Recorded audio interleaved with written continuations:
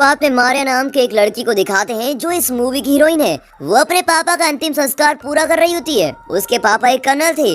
मारिया के साथ उसकी केयर टेकर भी होती है जो बचपन से उसकी देखभाल कर रही होती है थी। अब मारिया के पास जायदाद के नाम पर सिर्फ एक किताब होती है जो उसके पापा उसके लिए छोड़ गए थे। उस किताब का नाम है the ancient chronicles of Mooncray valley. तब वो उस किताब को पढ़ने लगती है। उस किताब में 100 साल पहले की एक राजकुमारी की कहानी होती है। उस कहानी की राजकुमारी बहुत ही खूबसूरत थी और उसका चेहरा सितारों की तरह चमकता था। इतना ही नहीं, वो बहुत ही हिम्मत वाली थी। इंसान ही नहीं, पशु पक्षी भी उससे बहुत ही प्रेम करते थे।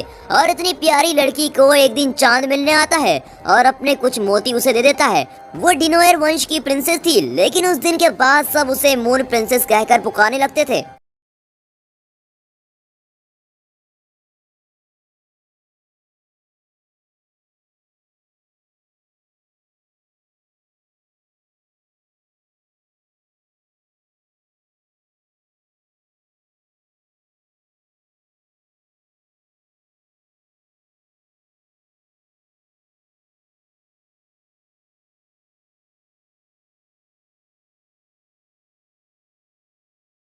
कि मारिया वो कहानी अधूरी छोड़कर किताब बंद कर देती है। अब दिखाते हैं कि मारिया और उसकी केयर टेकर उसके पापा के पैलेस को छोड़कर मारिया के अंकल के पास जाने का फैसला करते हैं जो कि मूनक्रे नाम की वैली में रहता है। वे अपना सामान बांधकर मूनक्रे के लिए निकलते हैं। रास्ते में कुछ डाकू उन्हें रोकते हैं और मारिया को किडनैप करने की कोशिश करते हैं। उनसे बहुत मुश्किल से बचकर वे दोनों एक सेफ जगह पहुंच जाते हैं। फिर वे मूनक्रे पहुंच जाते हैं। कुछ ही दूर एक बहुत बड़ा पैलेस होता है और यही है मारिया के अंकल बेंजामिन का पैलेस। मारिया और केयर टेकर गाड़ी से उतरती हैं और तभी बेंजामिन वहाँ आता है। मारिया पहली बार अपने अंकल से मिल रही होती है। केयर टेकर उसे रास्ते में हुई घटना के बारे में बताती है, पर बेंजामिन उनकी बात पर ध्यान नहीं देता और दोनों को पैलेस के अंदर आने को कहता है। वो केयर टेकर को उसका कमरा दिखाता है। फिर वो मारिया को दूसरा कमरा दिखाता है। मारिया को उसका अंकल अच्छा नहीं लगता, पर जब वो कमरे के अंदर जाती है तो देखती है उसका कमरा शानदार पेंटिंग से भरा होता है।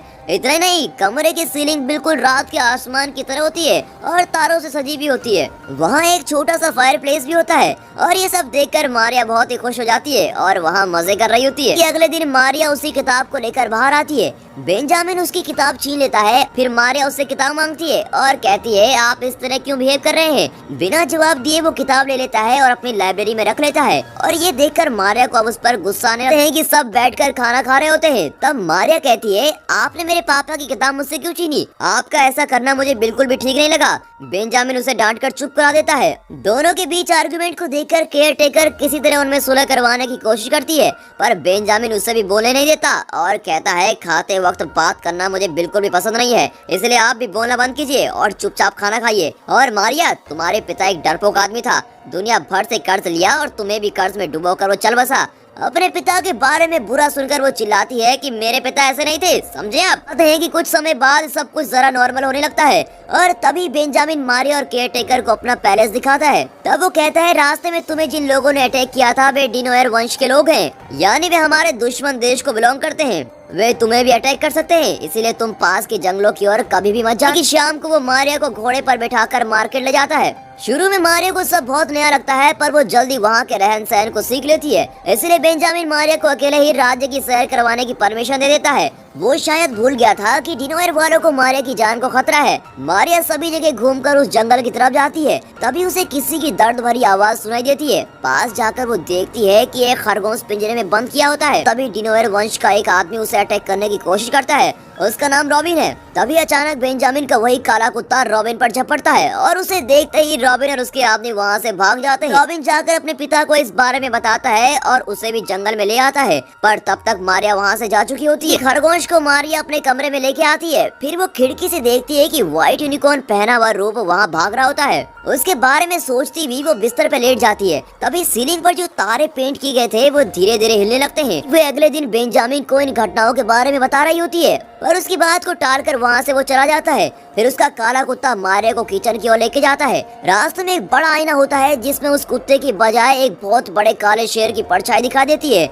मारिया किचन में जाती है और पैलेस के शेफ से मिलती है। वो उसे बताती है कि उसके साथ कुछ अजीब घटनाएं हुई हैं। उसकी सारी बातें सुनकर शेफ हैरान होता है और कहता है, तुम इस किताब को पूरा पढ़ो, तभी तुम्हें इन घटनाओं की सारी सच्चाई पता चलेगी। फिर मारिया लाइब्रेरी में जाती है और शेफ की मदद से वो किताब ढूंढ निकालती है और फिर वो आगे की कहानी पढ़ना शुरू करती है। कहानी में मून प्रिंसेस की शादी का दिन होता है जब उसे उसके पिता और मंगेतर कई गिफ्ट देते हैं। वो सबको चांद की मोतियों के बारे में बता रही होती है। तब उसका मंगेतर और पिता दोनों उस नेकलेस के लिए लड़ पड़ते हैं और दोनों का ये असली रूप देखकर प्रिंसेस बहुत दुखी होती है और सभी को श्राप देती है कि आज से 5000 पूर्णमासियों के अंदर तुम दोनों के वंशजों को एक पवित्र आत्मा को खोजना होगा। अगर उस आत्मा ने ये नेकलेस चांद को लौटा दिया तो मूनक्रे वैली के लोग सब बच जाएंगे। अगर ऐसा नहीं किया तो ये मूनक्रे वैली हमेशा के लिए अंधेरे में डूब जाएगी। उस दिन से प्रिंसेस के पिता के वंशज और उस मंगेतर के वंशज आपस में लड़ रहे होते हैं। शेफ कहता है कि एक पवित्र आत्मा ही इस श्राप से मूनक्रे को बचा सकती है। तुम्हें कई अजीब चीजें दिखाई पड़ रही हैं। मुझे तो लगता है कि तुम ही अगली मून प्रिंसेस हो और तुम्हें ही वो मोतियों वाला नेकलेस ढूंढना है और उसे चांद को लौटाना है। तुम ही वो पवित्र आत्मा हो जो इन दोनों वंशजों की लड़ाई को रोक सकती हो। कि मारिया अपने कमरे में शेफ की बातों के बारे में सोच रही होती है। फिर वो किताब की कहानी में दिए गए समय को लेकर कैलकुलेट करती है कि अगली पूर्णमासी ही आखिरी पूर्णमासी है। उससे पहले उसे वो नेकलेस ढूंढना होगा वरना मूनक्रे वैली का विनाश हो जाएगा। वो सोचने की कोशिश करती है पर घबराहट की वजह से उसे नींद नहीं आती। अब वो फैसला करती है कि मूनक्रे को किसी भी कीमत पर मैं बचा कर रहूंगी। सूरज की पहली किरण के साथ वो पहले से बाहर चली जाती। वो जंगल के रास्ते जा रही होती है तभी उसे एक गुफा दिखती है। अंदर वो वहाँ एक औरत से मिलती है जो देखने में बिल्कुल उस किताब की मून प्रिंसेस जैसी लगती है। वो औरत कहती है कि मैं भी तुम्हारी तरह एक मून प्रिंसेस हूँ। उन दोनों पवित्र आत्माओं को एक करने की कोशिश में मेरी पूरी जिंदगी निकल गई पर मेरी सारी कोशिशें नाकाम रही। उसकी परेशानी देखकर मारिया कहती है बेंजामिन मेरे अंकल हैं, वो जरूर इस मामले में मदद करेंगे। शांत दिखने वाली वो औरत बेंजामिन का नाम सुनते ही चिढ़ जाती है। उसके बाद मारिया को पता चलता है कि डिनोयर फैमिली ने नेकलेस वाला बॉक्स चुराया था और उस बॉक्स की चाबी उसकी फैमिली ने चुराई थी। तभी मारिया को अपनी किताब का बुकमार्क याद आता है और वही बुकमार्क नेकलेस बॉक्स की चाबी भी होती है। वो तुरंत चाबी निकालती है और डिनोयर के राज्य के अंदर जाना चाहती है। वो उस प्रिंसेस से मदद ले कुछ दूर पर वो रुक जाती है और मारिया को डिनोयर का किला दिखाती है और वहाँ से आगे जाने को मना करती है और वहाँ से भाग जाती है। मारिया को उसकी ये हरकत बड़ी अजीब लगती है पर वो अपने फैसले पर अटल होती है और किले के अंदर चली जाती है। अब दिखाते हैं कि वहाँ के सिपाही उसे डिनोयर के सरदार के पास खींच कर लेके जाते हैं। सरदार को देखते ही मारिया उसे चाबी पकड़ा देती है। उसका ये स्वभाव देखकर सरदार तो बिल्कुल हैरान ही हो जाता है। वो चाबी लेकर उस नेकलेस बॉक्स को खोलता है पर बॉक्स के अंदर नेकलेस तो क्या लेस भी नहीं होता। डियर सरदार को बेंजामिन के खानदान पर और भी गुस्सा आता है और गुस्से में वो मारिया को कारागार में बंद कर देता है। कि मारिया गार्ड को किसी तरह चकमा देकर वहाँ से बच निकलती है पर सरदार का बेटा रॉबिन उसे देख लेता है और उसे चेज करता है। पर मारिया बहुत ही हिम्मत वाली लड़की होती है और वो तेज भागकर जंगल की ओर चलने लगती है। वहाँ बेंजामिन का काला कुत्ता उसे देख लेता है और उसे सुरक्षित घर पहुँचा देता है। मारिया को देखते ही बेंजामिन चिल्लाने लगता है आज से तुम इस पैलेस के बाहर कदम भी नहीं रखोगी, समझी? अगर बाहर जाने की कोशिश की तो मैं तुम्हारे हाथ पैर तोड़ दूंगा। उसकी डांट सुनकर मारिया घबरा जाती है और चुपचाप अंदर चली जाती है। कुछ देर बाद बेंजामिन को अपनी गलती का एहसास हो जाता है और वो सच्चे दिल से मारिया से माफी भी मांगने लगती है। अगली सुबह वो गुफा वाली मून प्रिंसेस मारिया के कमरे में होती है। मारिया चौंक जाती है और गुस्से में उससे पूछती है आप मुझे उस किले के पास अकेला छोड़कर क्यों भाग गई थी? पर वो जवाब नहीं देती और मारिया को मून प्रिंसेस का ड्रेस देती है। फिर वो किसी तरह मारिया को मना लेती है। उस वक्त बेंजामिन पैलेस में नहीं होता। प्रिंसेस पियानो बजा रही होती है और उसी वक्त वहाँ के आईने में उसके जीवन की सारी घटनाएं विजुअल में दिखने लगती है। मारिया भी विजुअल देख रही होती है। उसे पता चलता है कि ये प्रिंसेस बेंजामिन की प्रेमिका है। अब दिखाते हैं कि दोनों के एंगेजमेंट के बाद बेंजामिन को पता चलता है कि ये मून प्रिंसेस डिनोयर खानदान की लड़की है और जानने के बाद वो प्रिंसेस से शादी नहीं करना चाहता और उसे अपने पैलेस से निकाल देता है। इसीलिए प्रिंसेस दोनों खानदानों से दूर जाकर एक जंगल में गुफा में रहने लगती है। बाद मारिया प्रिंसेस से कहती है आप बेंजामिन अंकल से फिर से मिलकर बात करने की कोशिश क्यों नहीं करती? पर प्रिंसेस मना करती हुई कहती है अब हमारे बीच सब कुछ खत्म हो चुका है। ये कहकर वो बाहर चली जाती है। तभी मारिया देखती है कि बेंजामिन के नौकर मून प्रिंसेस की पेंटिंग को दीवार से हटा रहे होते हैं। वो तुरंत शेफ को बुलाती है और उसे भी ये दृश्य दिखाती है। तभी अचानक पेंटिंग में प्रिंसेस हिलने लगती है और उस नेकलेस का रहस्य मारिया को बताने लगती है। इस पर शेफ कहता है कि रॉबिन ही तुम्हें उस नेकलेस तक पहुंचा सकता है क्योंकि वो उस जंगल के हर पेड़ को अच्छी तरह जानता है। मारिया पूछती है रॉबिन तो हमारा दुश्मन है, वो हमारी मदद क्यों करेगा? पर सभी यही एडवाइस कर रहे होते हैं कि रॉबिन की मदद लेनी चाहिए। मारिया मान जाती है पर डिनोयर के पास जाने से पहले वो बेंजामिन और मून प्रिंसेस दोनों को एक खत लिखती है और किसी तरह उन दोनों को मिलवाने की प्लानिंग बनाती है।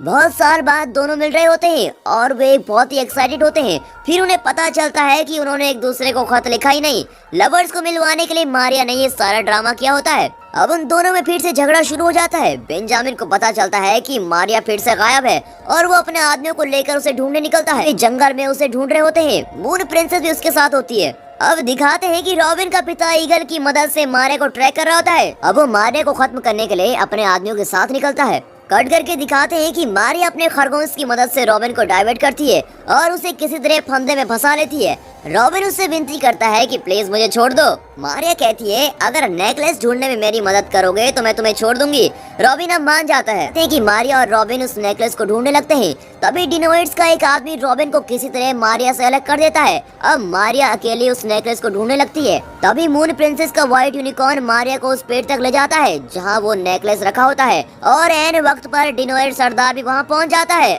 और मारिया को पकड़ने ही वाला होता है। तभी बेंजामिन का कुत्ता उसे अटैक करने की कोशिश करता है पर इतने में सरदार उस कुत्ते को मार गिराता है। रॉबिन को मारिया की आवाज सुनाई देती है और वो तुरंत वहाँ पहुंचकर मारिया को अपने पिता से बचाता है। फिर वो मारिया को लेकर दूसरी ओर भागता है और सब उन्हें चेस कर रहे होते हैं। उनसे बचने के लिए भी दोनों एक बड़े पेड़ के अंदर चले जाते हैं जहाँ एक गुफा होती है और गुफा के अंदर मारिया की नजर उस नेकलेस पर पड़ती है। इतने में डिनोयर के आदमी भी वहाँ पहुँच जाते हैं। अब मारिया और रॉबिन व्हाइट यूनिकॉर्न के पीछे भागते हुए एक सीक्रेट टनल से बाहर निकलते हैं। वहाँ एक समुद्र होता है। अब वहाँ डिनोयर खानदान के सरदार बेंजामिन और दोनों के आदमी जमा होते हैं। उस रात पूर्णमासी भी होती है। पहली मून प्रिंसेस के शाप के अनुसार अगर एक पवित्र आत्मा ने आज के दिन वो नेकलेस चांद को नहीं लौटाया तो मून के अंधेरे में डूब जाएगा और अब धीरे धीरे अंधेरा छाने लगता है।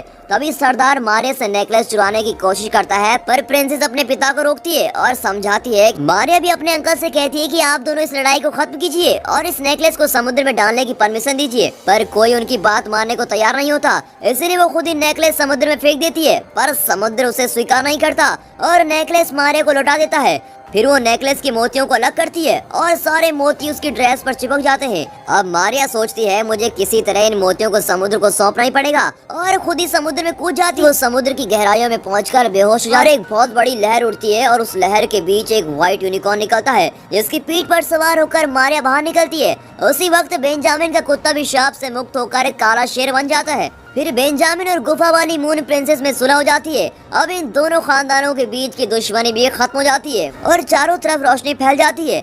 मारिया और रॉबिन का प्रेम भी शुरू हो जाता है और इसी के साथ ये मूवी यहाँ पर खत्म।